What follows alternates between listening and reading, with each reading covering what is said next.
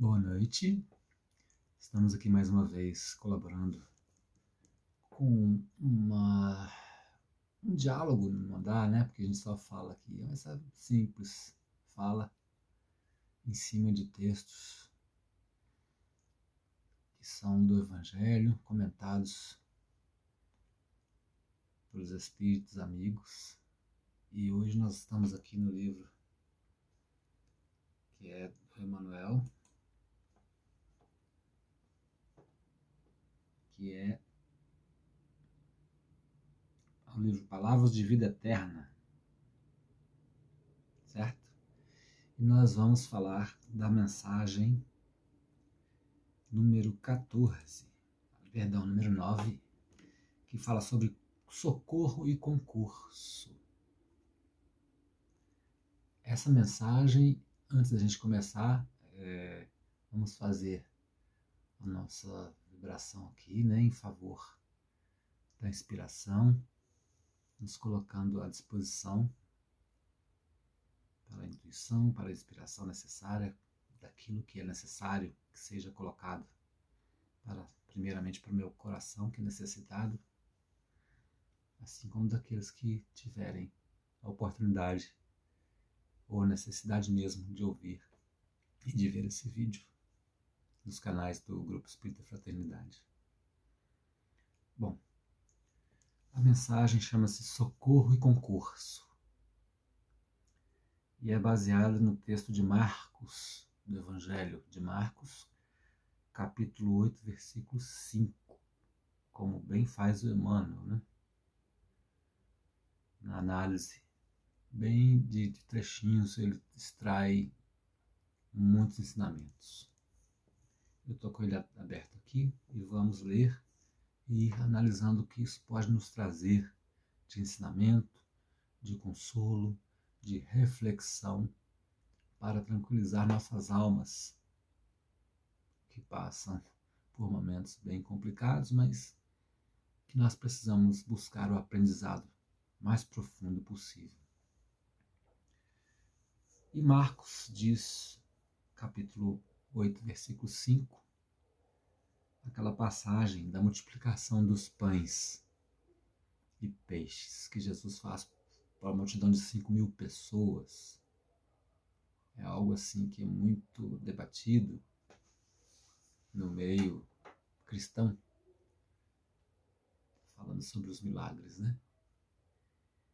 Mas aqui nós vamos tentar ver, buscar os ensinamentos, as reflexões que podem ser tiradas daí.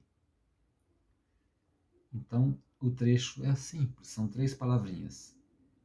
Quantos pães tendes? O que será isso? Quantos pães tendes? É uma pergunta que Jesus faz aos seus discípulos. Vamos ver o que Emmanuel comenta. E a gente vai comentando e buscando alguma coisa que possa ser de utilidade para a nossa reflexão. Observemos que o Senhor, diante da multidão faminta, não pergunta aos companheiros de quantos pães necessitamos, mas sim quantos pães tendes. É uma pergunta. A passagem denota a precaução de Jesus no sentido de alertar os discípulos para a necessidade de algo apresentar à providência divina como base para o socorro que suplicamos. Bom, vamos primeiro colocar a situação. Jesus já estava sendo seguido por muita gente que buscava consolo. A vida difícil era bem pior que hoje, provavelmente muito pior. Então as pessoas queriam ouvir uma palavra que não fosse a repressão, que não fosse a fome, que não fosse a dúvida da existência nessa terra de sofrimento, né? Que a maioria sofria muito a situação.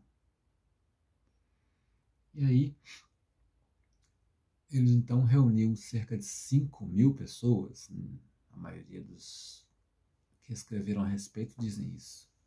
Era uma multidão assim.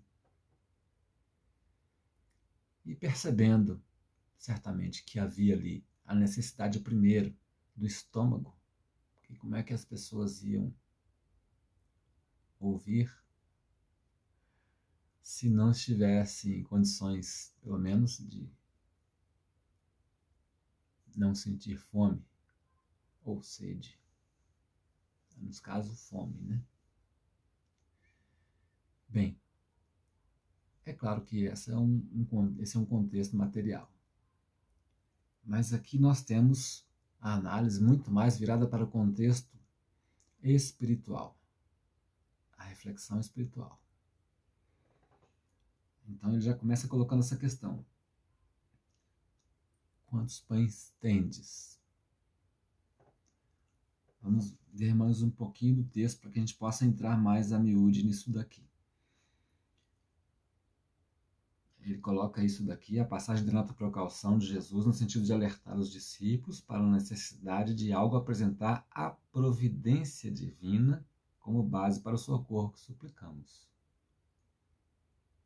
Aí a gente lembra aquilo, né? Pedi e obtereis, né? A gente precisa, como se diz, se movimentar em direção a Deus, à providência divina, para que ela atue. Pelo menos é o que eu estou desconfiando aqui. Aí ele continua comentando.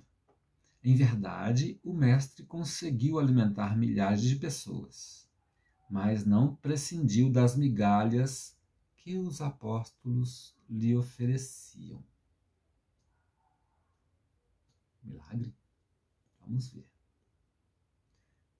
Aliás, não sei se interessa saber se multiplicou ou não.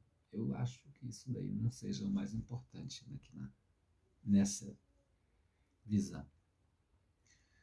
O ensinamento é precioso para a nossa experiência de oração. Olha só onde o Emmanuel foca. Isso é uma colocação na prece em que você vai solicitar, vai pedir à providência divina que um problema seja resolvido. Né? Aí ele continua aqui. Não vale rogar as concessões do céu, alongando mãos vazias com palavras brilhantes e comoventes, mas sim pedir a proteção do que carecemos, apresentando em nosso favor as possibilidades, ainda que diminutas, de nosso esforço próprio. Mais uma vez, é a atitude, né? Você ver o problema, fala assim, eu quero resolver este problema. A postura. Ah, psicológico? Não, a postura verdadeira, de atitude mesmo. Ela é psicológica, mas ela necessita que haja uma postura de atitude. Eu estou aqui, Senhor, eu quero resolver esse problema. Eu tenho saúde, eu tenho força, eu tenho condições, sei lá, mínimas, mas eu desejo resolver e peço que me ajude, me mostre o caminho.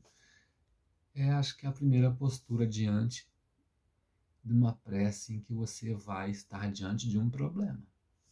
Nesse caso aqui, alimentar 5.000 pessoas. Será que nós não estamos vivendo hoje esse problema? Bom, não adianta, continuando no texto, solicitar as bênçãos do pão imobilizando os braços no gelo da preguiça, como é de todo impróprio rogar aos talentos do amor, calcinando o coração no fogo do ódio. Solicitar bênçãos para soluções dos nossos problemas. Nos imobilizando, olha o termo que ele usa, imobilizando os braços, ou seja, o trabalho, o esforço, no gelo da preguiça. Como é de todo impróprio rogar aos talentos do amor, calcinando o coração no fogo do ódio. Vibrações diferentes, né? Ainda que o ódio seja o amor mal resolvido, que na essência há uma conexão, é a questão de frequência. Você prefere a frequência do ódio à do amor, que é a mesma postura, né? Em relação a uma coisa, a alguém ou a algo. Ódio ou amor. Não são antípodas. São apenas versões diferentes da mesma energia, em frequências diferentes. De postura. Frequências indicam posturas mentais e mesmo comportamentais, que estão diretamente ligados, né? O que a gente coloca na nossa mente acaba resultando na nossa postura. Então ele já coloca aqui a questão, é preciso vencer a preguiça. Mas peraí, nós somos tão preguiçosos assim? Talvez não, mas um pouco, talvez, a gente disfarça a preguiça de outras coisas. Ah, agora eu não posso, porque isso e aquilo outro. Eu tenho outros compromissos. Desculpas a gente é bem bom de fazer, né? Mas será que nós não estamos mascarando a nossa falta de vontade de realizar o que a gente tem que realizar? É um caso a se pensar. E ainda, na segunda colocação aqui, como é de todo impróprio rogar aos talentos do amor, calcinando o coração no fogo do ódio. Você está rogando ao amor, que é Deus, que é o Pai, que é o Criador, que é amor puro, amor verdadeiro e essencial e eterno, e sei lá mais o que de bom, é tudo amor puro. Deus é amor, não é assim que está lá no Evangelho de João? Aí você vai pedir ao amor, mas com o coração ardendo em ódio. São frequências muito fora de sintonia. Apesar de que estão ligados à mesma questão, que é a necessidade. A necessidade que nós temos de buscar o amor. Muitas vezes o ódio é isso também. Nós sentimos ódio por quê? Tivemos problemas lá atrás e não conseguimos resolver, mas continuamos buscando. Então você vai se dirigir ao amor, que é Deus, sem resolver o seu problema aqui dentro? Não tem aquela passagem assim, que antes de oferecer, dar a sua oferta, entre no quarto, se isole e resolva primeiro o seu problema.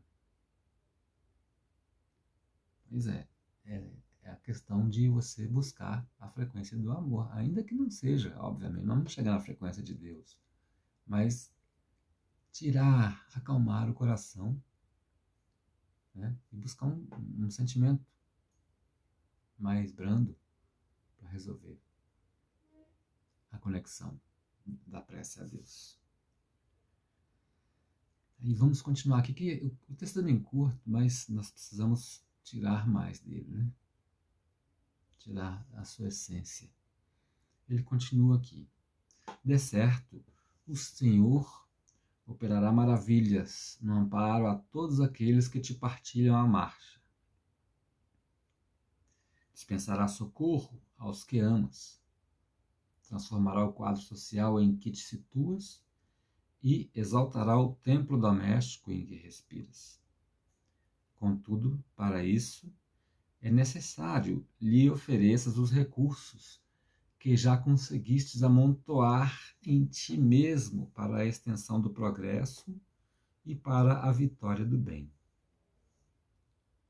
Não te esqueças, pois, de que, no auxílio aos outros, não prescindirá o Senhor do auxílio pequenino, embora que deve encontrar em ti.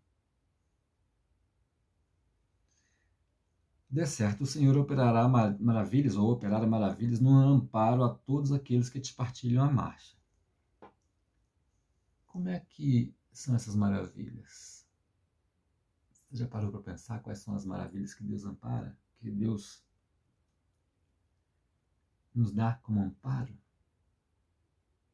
E mais, eu diria, incessantemente. O que mantém a vida na Terra, que nos mantém, que nos dá tudo que a gente precisa, são as energias que movimentam a natureza. O Sol, os movimentos da Terra, da Lua, tudo isso, que causam as correntes, os mares, os rios, as florestas, o planeta, os minerais, tudo está envolvido para que nós tenhamos a condição de vida que temos agora, juntamente com os filhos de Deus, nossos irmãos que estão do nosso lado. Então, essas maravilhas estão aí. Essas são as que estão à vista, que nós não enxergamos, né? Porque a gente não tem o costume de olhar pela janela e bem dizer pelo dia que nasceu, pelo sol que está aquecendo, está nos trazendo energia, pela chuva que traz a água que nos dá vida. Enfim, por tudo. Bom, vamos terminar isso mais para frente. Vamos nesse próximo parágrafo aqui para a gente trazer mais um foco mais diferente. Contudo, para isso é necessário lhe oferecer os recursos que já conseguiste amontoar em ti mesmo para a extensão do progresso e para a vitória do bem. Nisso eu vou ter que apelar aqui os processos de pedagogia divina, né? Pedagogia divina se dá como? Nosso aprendizado se dá por processos reencarnatórios, nível macro. E como é que isso se dá? Isso nas altas esferas. Nas altas esferas angelicais é que começa o processo, a nível macro.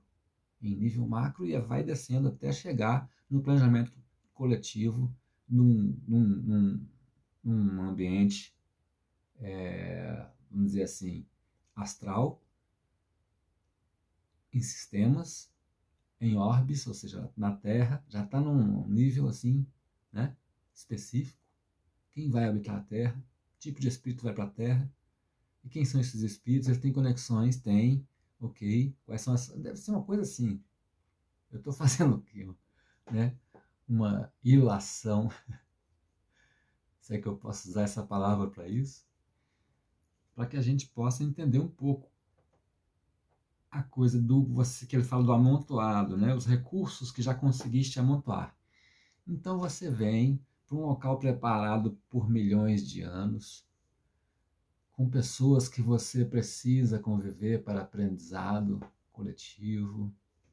Você vai ser exemplos para alguns, outros vão ser exemplos para vocês, as diferenças vão ser necessárias para que você cresça, e etc, etc. A parte social, a parte, enfim, de convivências psicológicas, materiais mesmo, são todas montadas para isso. E aí você fala assim, mas como que se dá? É preciso lembrar que a reencarnação, ela é um processo. E cada encarnação tem um aprendizado específico. Você nasce para uma área específica. Ninguém vai aprender tudo numa encarnação só, isso é impossível. Mas você tem que se esforçar por aprender bem a lição que você está vivendo agora. Não adianta viver do passado, que mágoas e ódios ficaram lá, às vezes de outras vidas, e você traz aquele ranço lá dentro. Tem que dominar isso e partir para frente. Viveu agora, né? Você está em família, você não tem família, você está sozinho, você está com problema X, o problema Y. Encare-o. O momento é esse para o aprendizado. Aí vai depender do que ele coloca aqui. quantos pães tendes? Ou seja, você já tem amontoado virtudes de várias vidas vividas. Ninguém na Terra hoje chegou agora e reencarnou aqui. Do nada. Nós passamos já milênios reencarnando já racionalmente, como seres humanos. Já temos vivências e podemos aproveitar essas vivências. Ainda que a gente não se lembre das vidas passadas, por misericórdia de Deus, porque fizemos muita bobagem e aprendemos. Porque quando se desencarna, a gente faz um processo, né? A consciência começa a mostrar tudo ali e a gente aprende alguma coisa.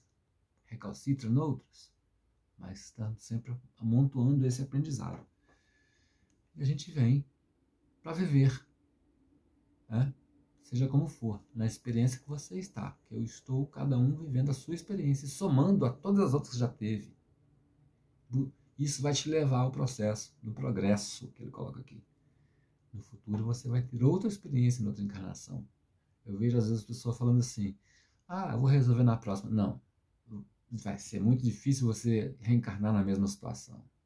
Eu acho isso uma ideia não muito boa. É melhor resolver agora, com calma, olhando, né, com o pão que você já tem, né, como ele disse, para multiplicar esse pão e, em termos de experiência, né, e fazer com que não só você se beneficie, mas também o seu próximo. E aí, do alto virá a ajuda que fará com que esse conjunto de atitudes se multiplique e chegue a milhares, milhões, bilhões de terráqueos. Assim, cada um fazendo um pouquinho, né? A espiritualidade está aí para ser o mensageiro do alto.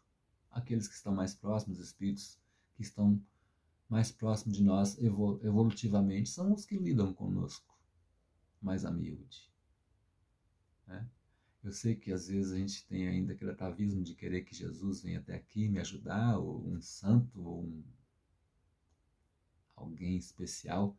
Não. A gente se ajuda, encarnados e desencarnados, no mesmo nível ou nível próximo de evolução.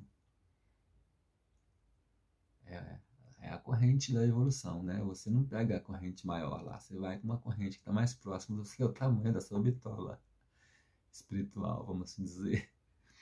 E prossigamos. O que mais que ele diz aqui? Ele fala dessa questão dos recursos que você já conseguiu amontoar, é coisa da reencarnação mesmo. Presta atenção e dá a vitória do bem. É a única certeza que dá a vitória do bem, que é a gente chegar num ponto de aprendizado, mais para frente, claro, em que nós vamos estar fazendo as coisas de uma forma natural, fazendo bem, agindo conforme as leis naturais ou leis divinas, que é a mesma coisa, sem nos preocuparmos se estamos errando, porque por enquanto a gente ainda fica se vigiando, né? A gente comete erros, muitos ainda, sem nem saber. Depois, mais pra frente, que a gente percebe, aquela pessoa ficou ofendida com o que eu falei. Uma coisa simples no dia a dia. A gente vai vigiando, né? E assim a gente conseguirá, com vigilância e oração, né? Olhe, vigia, ora, para que haja sintonia e a ajuda do alto venha. Não te esqueças, pois, que no auxílio aos outros não prescindirá o Senhor do auxílio pequenino, embora que deve encontrar em ti. Esse auxílio pequenino casa-se muito bem nessa hipótese em que nós somos solidários entre nós. E essa conexão feita aqui, terra a terra, vamos assim dizer, com pessoas no mesmo nível vibratório, na mesma condição próxima, pelo menos, é que nos facultará um sucesso melhor, uma condição melhor de atuação. E aí é aquela coisa, a sua migalha, vai matar a fome de um? Ótimo. 2, melhor. Quando eu falo fome aqui, não é só do estômago, não. Estamos falando de fome espiritual.